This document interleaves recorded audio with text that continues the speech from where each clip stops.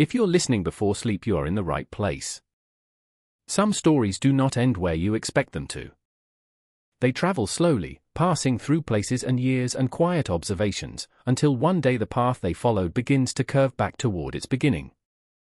When that happens, the ending is not always the final point. Sometimes it is simply the moment when the circle closes. You already know the places that formed the system. The house that remembered. The asylum that recorded.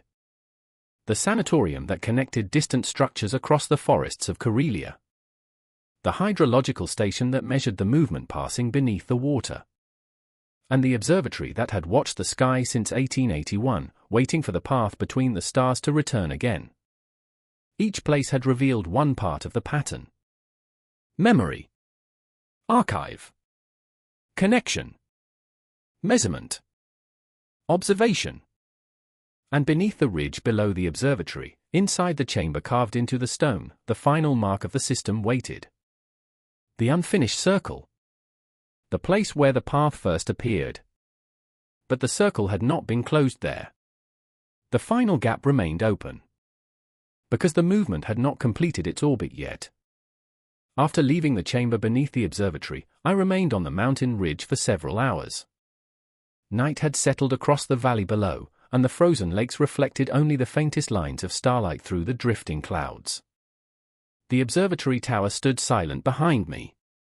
For more than a century that building had watched the sky, recording the slow return of something that did not follow the movement of stars or planets. Something that followed its own path. A path that crossed both the sky and the earth. The journals inside the tower had made one detail very clear. The system of buildings had not been created randomly. Each location had been chosen carefully along the predicted route. The observer in 1881 had mapped the movement before it completed its first full circle. The observatory watched. The station measured. The sanatorium connected the distances between crossings. The asylum recorded the presence when the movement touched the ground. And the house. The house had always seemed like the smallest part of the system. The most ordinary. But as I studied the final pages of the journal again before leaving the observatory, I noticed something that had not been obvious before. The circle drawn across the map did not end beneath the ridge. The origin was only the first point. The final point lay somewhere else. The last mark on the page had been drawn farther south. Near the forests where the house stood. The observer had written only one sentence beside that location. The circle closes where it is remembered. At first the meaning of those words had not been clear. But as I began the long drive back through the forests, the pattern of the system slowly arranged itself in my mind.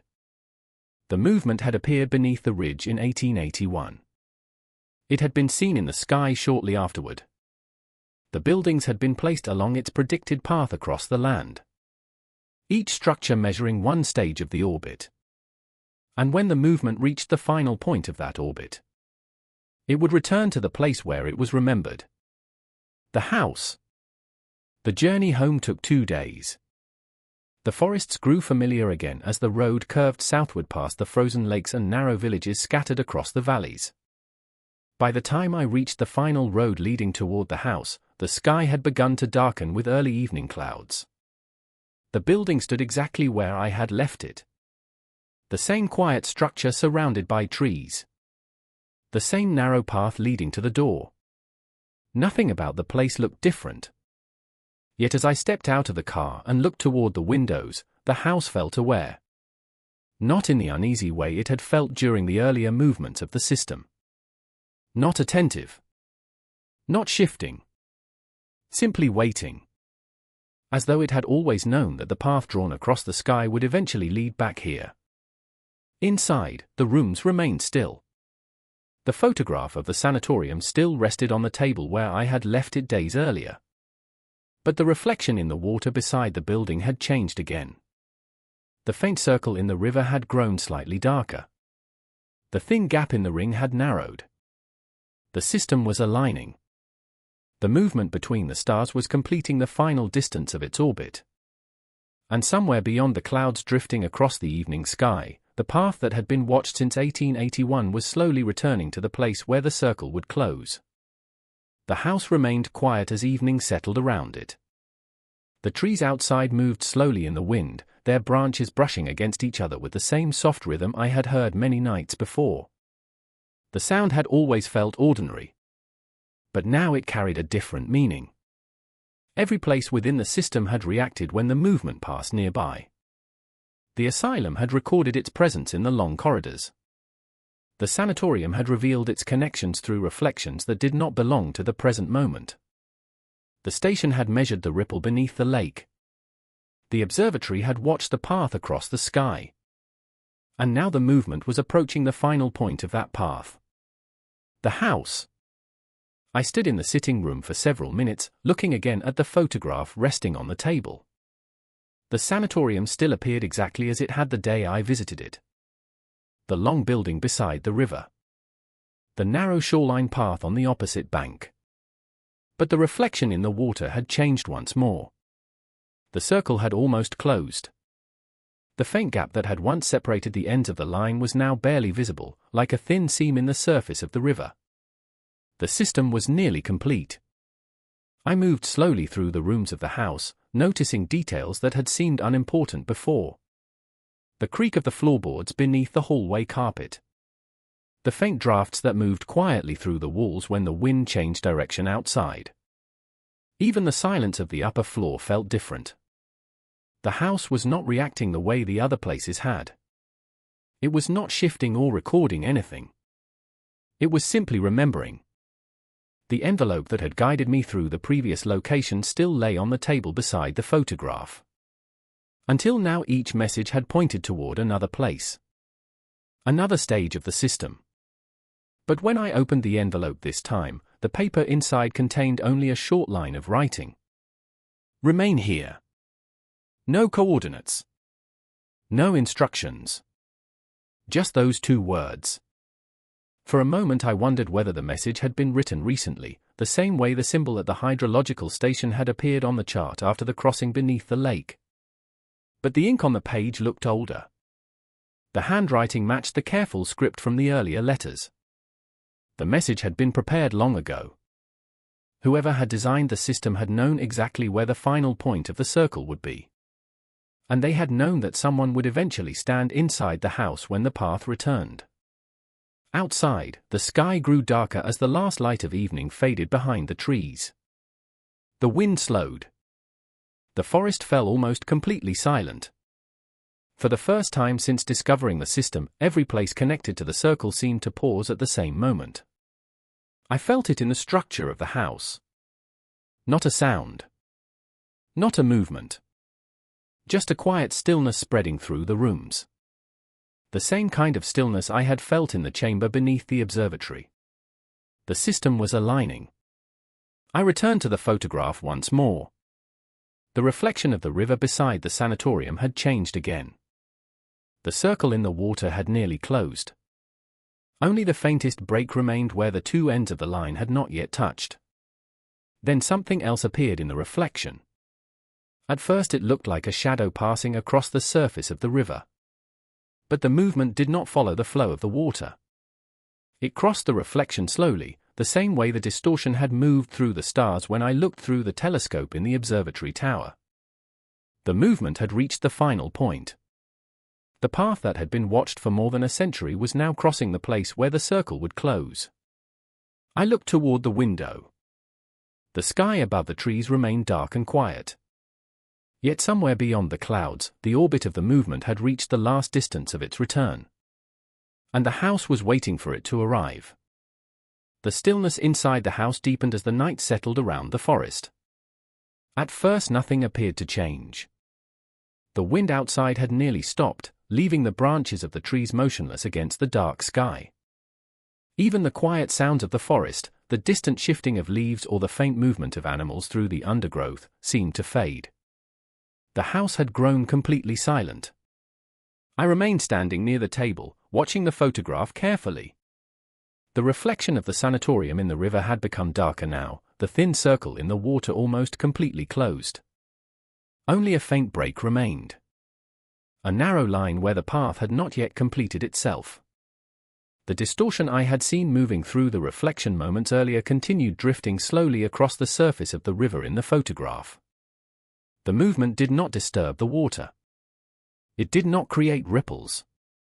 Instead, the reflection seemed to bend around it slightly, as though the river were reflecting something that did not belong entirely within its surface. The same effect I had seen in the sky through the telescope. Something moving between distances. Between places. I stepped closer to the photograph. For several seconds the distortion hovered near the edge of the circle in the reflection. Then it moved again. The final gap in the ring narrowed further. The system was completing its alignment. For the first time since discovering the house, I felt the structure of the building respond. Not with footsteps in the hallway. Not with the quiet shifting of walls or floorboards. The change was much more subtle. The air inside the room seemed to settle into a deeper calm, as though the house itself had grown aware of the movement returning. It was remembering. Remembering something that had passed here long before I ever arrived. I walked slowly toward the staircase and placed my hand on the railing. The wood felt colder than usual. Yet beneath that chill I could sense a faint vibration moving through the structure. The same quiet tension I had felt in the chamber beneath the observatory when I stood beside the unfinished circle carved into the stone floor. The house was not reacting with fear. It was reacting with recognition. Outside the window, the clouds above the forest shifted slightly, revealing a narrow opening in the night sky. For a brief moment the stars became visible between the moving layers of cloud. And there, crossing slowly between them, I saw it again. The distortion. Faint. Almost invisible. A soft bending of the space between the stars. It followed the same curved path I had traced through the system of places. Observatory. Station. Sanatorium. Asylum. And now. The house. The movement passed slowly across the opening in the clouds, drifting toward the dark line of the forest above the roof. Then the clouds closed again, hiding the stars once more. The house remained silent. But the vibration moving through the walls had grown slightly stronger. Not violent. Not threatening. Just a quiet tension building within the structure. The photograph behind me shifted slightly on the table. I turned back toward it. The reflection in the river had changed again. The circle was almost closed now. Only a single thin line remained where the path had not yet completed its return. For more than a century the system had measured the orbit of the movement. The observatory had watched it in the sky. The station had measured its crossings. The sanatorium had revealed its connections. The asylum had recorded its presence. And the house had remembered where it would return. Now the final distance between the two ends of the circle was nearly gone. Somewhere beyond the clouds drifting above the forest, the movement was descending along the last curve of its path. And the house was preparing to remember the moment when the circle finally closed. The vibration in the house grew slowly stronger. It was not something that could be heard clearly. Not a sound. Not a movement of the walls or the floor. It was closer to the quiet tension you feel in a room when the air changes before a storm, a subtle pressure that settles into the structure of the building itself. The house was responding. But not in the way the other places had. The asylum had reacted with echoes through its corridors. The sanatorium had distorted reflections and distance. The station had measured ripples beneath the water. The observatory had followed the path across the sky. The house did something much quieter. It remembered. I walked slowly back toward the table and looked again at the photograph. The reflection of the sanatorium in the river had almost become difficult to see now. The water in the image had darkened, the circle drawn across its surface nearly complete. Only the smallest break remained where the line had not yet closed. The distortion within the reflection hovered near that final gap. It did not move quickly. It drifted with the same calm patience I had seen everywhere else in the system. The movement had never rushed. It had simply followed the path. I looked toward the window again. The clouds above the forest were beginning to thin, revealing narrow sections of sky between them. The stars appeared faint but steady, their light reaching the house from distances far beyond the forests and lakes that formed the system below. For a moment everything felt perfectly still. Then the pressure in the room changed again. The vibration beneath my feet spread through the floorboards in a slow wave, passing from the front wall of the house toward the staircase behind me. The structure did not shake. It did not creak. The change was more like a memory moving through the building.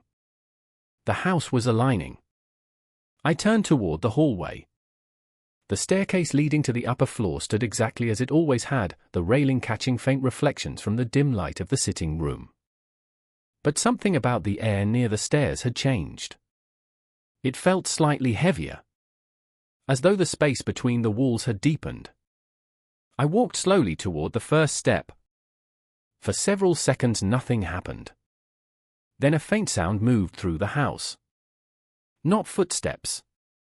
Not the familiar creaking of boards beneath weight. It sounded more like the quiet shift of wood adjusting to a new position, a long, soft movement passing through the structure of the walls. The same kind of shift I had felt beneath the station when the shadow moved under the lake. The movement had reached the house. Outside, the clouds separated further, revealing a wider section of the sky above the forest. The stars appeared clearer now. And once again I saw the distortion moving between them. It had grown slightly darker. Slightly more visible. The bending of the space between the stars stretched across a longer arc of the sky, following the final curve of the path I had traced across every place in the system. Observatory. Station. Sanatorium. Asylum. House. The movement passed slowly across the opening in the clouds and descended toward the dark line of the trees. Then it disappeared again. The house grew completely still. Behind me, the photograph on the table shifted once more. I turned back toward it. The circle in the river had almost closed. Only a single thread of darkness remained where the line had not yet touched itself. The distortion hovered beside that final gap. For more than a century the system had measured this moment. Every place along the path had waited for the return. And now the final point of the circle had arrived. The house stood silent in the forest, waiting to remember the instant when the last distance finally disappeared. The house grew quieter than I had ever felt it before. Not silent in the ordinary sense. The forest outside still existed beyond the walls. Somewhere far away the wind moved gently through the branches of the trees, and the distant sound of water flowing through the valley drifted faintly through the night air. But inside the house those sounds seemed far away. The rooms had settled into a deeper stillness. The vibration moving through the floorboard slowed until it became almost impossible to notice. The system was no longer aligning. It had nearly finished. I stood beside the table and looked again at the photograph. The reflection of the sanatorium in the river had darkened further, the surface of the water almost completely black beneath the faint outline of the building. The circle across the reflection was now so thin it looked more like a seam in the image than a line. Only a single point remained where the ends had not yet met. The distortion drifted slowly toward that point.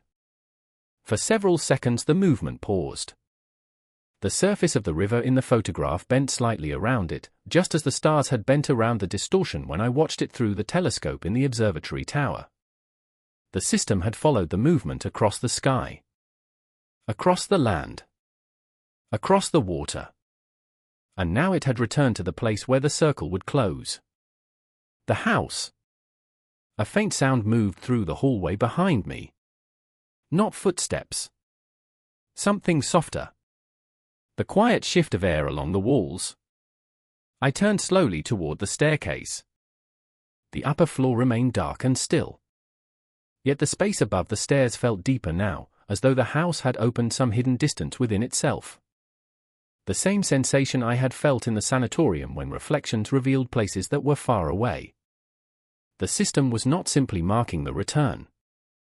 It was connecting the final distance. Behind me the photograph changed again. I turned back toward the table. The distortion had reached the final gap in the circle. For a moment the image held perfectly still. Then the two ends of the line touched. The circle closed. At that exact moment the vibration in the house stopped. The air inside the room settled into a calm that felt almost unnatural after the slow tension that had built throughout the evening. The photograph no longer showed the dark movement drifting across the water. The river beside the sanatorium looked ordinary again. Still. Reflective. The circle remained visible in the water, but now the line was complete. No gap remained. The system had finished its measurement. For several seconds I stood without moving, listening to the house. Nothing shifted in the walls. No sound crossed the hallway. The structure of the building felt completely at rest. As though the moment it had been waiting for had finally passed. But something else had changed. The memory within the house had deepened. Not louder. Not stronger. Just clearer. The building no longer felt like a place that had been remembering something distant. It felt like a place that had just witnessed the end of a long return. And somewhere beyond the forest, beyond the lakes and mountains where the other buildings stood along the path, the movement that had been watched since 1881 had finally completed its orbit. The circle was closed. The system was complete. And the house had remembered exactly when it happened. For a long time after the circle closed, I remained standing in the quiet house. The room had grown darker as the last of the evening light disappeared beyond the forest. Only the faint reflection of the window remained visible across the glass surface of the photograph on the table. Nothing else moved. The vibration that had passed through the walls earlier had faded completely. The house no longer felt as though it were aligning with anything beyond itself. It felt settled. As if the long moment it had been waiting to remember had finally arrived. I walked slowly through the sitting room and toward the hallway, listening carefully to the sound of my steps on the wooden floor. The boards did not creak the way they had before. The quiet adjustments that had once passed through the structure during the earlier movements of the system were gone. For the first time since I had discovered the strange behavior of the house, the building felt entirely at rest. Yet something in the atmosphere had changed. Not outside. Inside. The house no longer felt like a place where something had once happened. It felt like a place where something had just finished. I paused at the base of the staircase and looked toward the upper floor. The hallway above remained dark. The same narrow corridor where I had once heard footsteps crossing slowly from one room to another. The same place where the house had first revealed that it remembered. Now the air above the stairs looked perfectly still. No sound moved through the walls. No quiet shifting passed along the floorboards. The memory had settled. I returned once more to the table where the photograph lay. The image had stopped changing. The sanatorium stood beside the river exactly as it had the day I first saw it. The narrow shoreline path remained empty. The reflection in the water looked calm and undisturbed. But the circle drawn across the surface of the river was now complete. The line formed a perfect ring. No gap. No distortion. Just a thin mark in the water that seemed to belong there. For several seconds I studied the image. The circle had once been a sign of movement. A record of a path traveling across the sky and across the land. But now it looked different. Now it looked like a memory. A mark showing that the orbit had already happened. I placed the photograph back on the table and turned toward the window. Outside, the clouds had finally cleared from the sky above the forest. The stars appeared brighter now, stretching across the darkness in quiet patterns that had existed long before the observatory was built on the mountain ridge.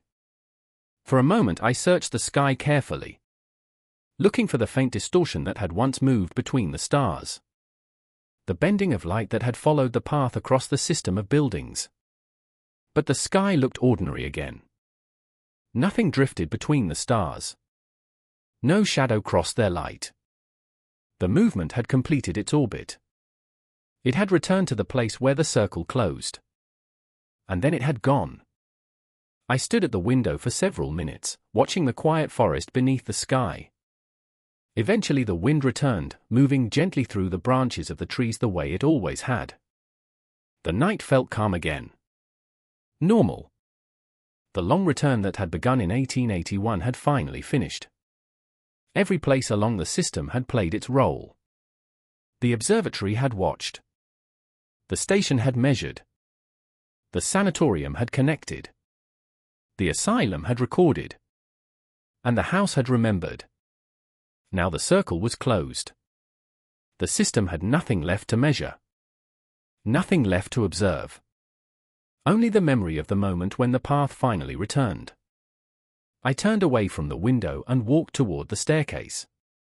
The house remained quiet behind me as I climbed the steps. At the top of the hallway I paused for a moment before entering the bedroom. Something about the air felt slightly different here. Not tense. Not unsettling. Just aware. As though the house itself had settled into a deeper understanding of what it had remembered. I stepped into the room and closed the door quietly behind me. Downstairs, the photograph remained on the table beside the window. The sanatorium stood beside the river. The circle in the water reflected the silent sky above it. And somewhere within the quiet structure of the house, the memory of the completed path remained. The circle had closed.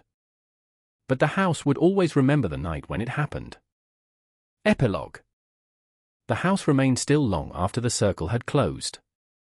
For several minutes I stood beside the table, listening to the quiet air moving slowly through the rooms. The forest outside had returned to its ordinary rhythm, the faint sound of branches brushing against each other, the distant whisper of wind passing between the trees. Nothing within the house moved. Yet the stillness felt different now. Not empty. Complete. The photograph on the table no longer changed. The reflection of the sanatorium beside the river had returned to its calm surface, the water dark and smooth beneath the pale sky captured in the image. The circle in the reflection remained visible. But now it looked older. Like a mark that had always been there. The system had finished what it was built to do. The observatory had watched the sky. The station had measured the crossing. The sanatorium had revealed the connections between places. The asylum had recorded the moment of presence. And the house had remembered the instant when the circle finally closed. For more than a century the buildings had quietly followed the movement. They had marked its path across the sky and across the land, waiting for the moment when the orbit would complete itself. Now that moment had passed. The system had become silent. I walked slowly through the rooms one last time before going upstairs. The walls no longer carried the faint vibration I had felt earlier that evening. The floorboards remained still beneath my steps. The house felt ordinary again. Or almost ordinary. Because somewhere deep within the structure of the building, the memory remained. The house had remembered something that no one else had seen. I paused beside the window and looked out toward the forest. The clouds above the trees had begun to separate again, revealing a narrow band of stars stretching across the sky. For a long moment I simply watched them. Nothing moved between them now. The faint distortion I had seen earlier had disappeared completely. The sky looked exactly the way it should. Calm. Distant. Endless. Eventually I returned to the table and picked up the photograph once more. The sanatorium stood quietly beside the river. The path along the opposite shore remained empty. The water reflected the sky with the same stillness it always had. Yet the completed circle in the reflection held my attention for a long time. The line was thin. Almost invisible unless you knew where to look. But it was there. A perfect ring drawn across the surface of the river. A mark that showed the path had finished its return. I placed the photograph back on the table and turned off the lamp beside it. The room fell into darkness. For several seconds I remained standing in the quiet house, listening to the forest beyond the walls. Everything felt calm. Everything felt finished. But just before I left the room, I noticed something I had not seen before. The circle in the reflection of the river had changed slightly. Not broken. Not erased. Just widened. As though the water were slowly beginning to draw another ring beside the first one. And for the briefest moment, the house felt attentive again. As if it remembered that circles do not always end where they close. Sometimes they simply begin again,